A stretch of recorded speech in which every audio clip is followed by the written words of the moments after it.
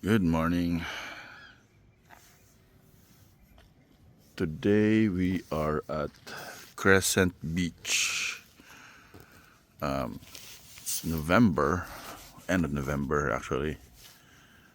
So it's quiet because I got here at 7 in the morning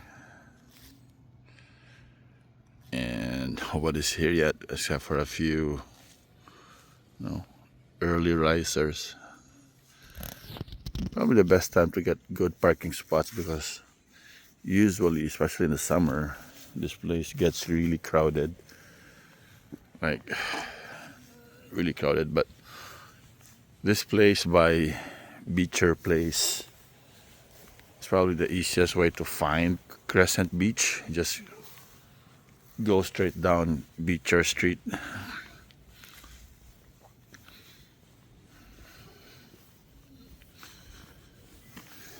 This is a nice place. And you can rent Beecher Place. Something to do.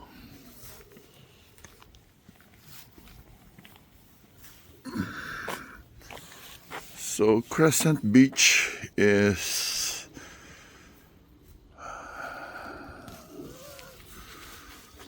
it's this. So right now we are where are we? We're here. So let's start walking here, then down here at the start of the trail, and then let's hopefully all the way up to Black Spit Park. And if we have more time, we should go through the other walking trails. It's pretty nice. You can see lots of birds here. I have to be careful on the beach though because it's actually marshy. So if it's low tide, you might actually get stuck in mud. Looks like somebody lost their car keys, so hopefully they find this video and know that some are hanging here. And that's what's nice in Canada. To lose something most of the time, people will try to help you out and put that in a visible spot. But here is the beach this morning. It looks like it's a high tide. Would have been a perfect day to go swimming, except in November. It's actually freezing water.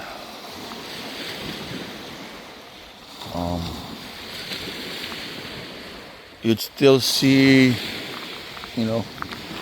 those who love the water to go in there for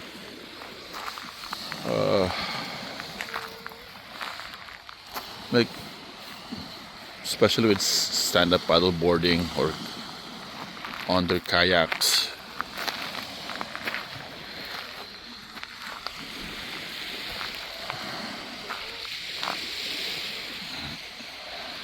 But you don't see a lot of folks trying to swim here in November. It's just way too cold.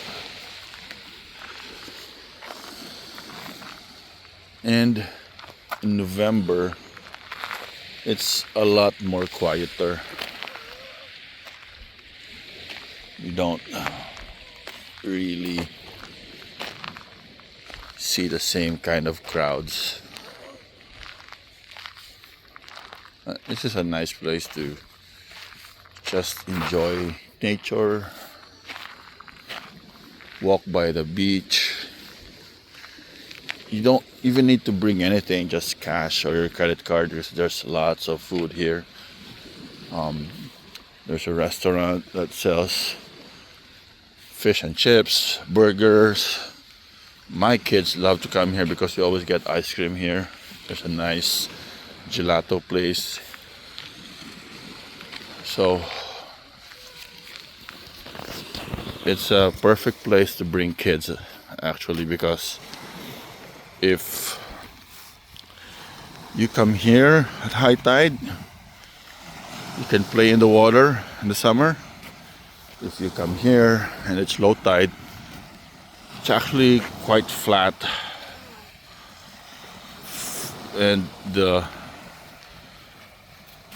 beach goes all you can walk pretty far into the water, and it's low tide, so you can look at marine life, check out the local crab, or what else do you see? Yeah, I think kids love to see the starfish and crabs, pick up shells. But it's nice. Right now you would see a bunch of seabirds. Just walking here. To my left are also a bunch of multi-million-dollar homes. I don't know if I can ever afford any of those homes. This one's nice. Pretty expensive. Homes here in Vancouver, in the Metro Vancouver area, crazy expensive, especially so if you have a waterfront property like this.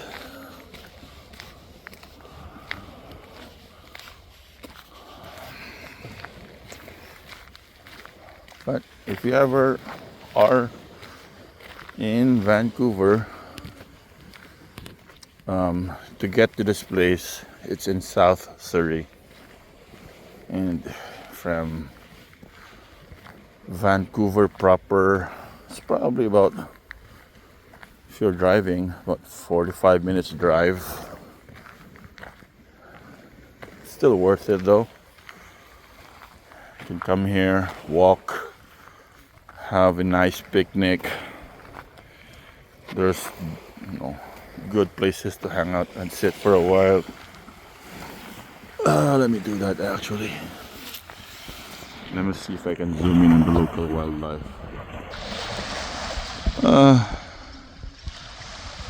Seabirds for now.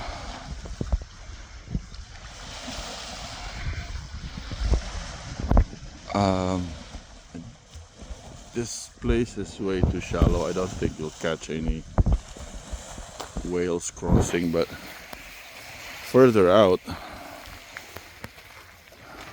you do see, if you're paddling, you might get lucky and see like larger sea mammals crossing. There's orcas, and I think humpback whales will do cross the water here in the lower mainland. There's more shots of waterfront homes. Which one do I like better? I think I like the one with the second floor, because they have a nice deck and you can hang out and just have a great view of the water. That house too. I think most of them can be rented.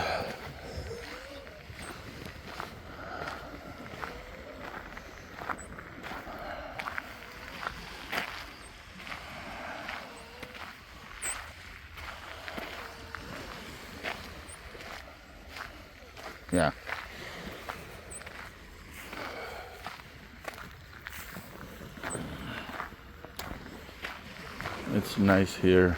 It's not that far to White Rock.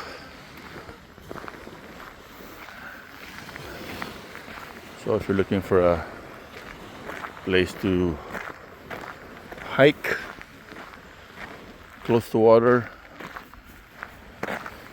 this is one of the places to go. There's another place that, if you're in Vancouver, there's a lot of places to hike. It's close to water actually. There's one that I also like. It's called Barnett Marine Park, and it's by Burnaby.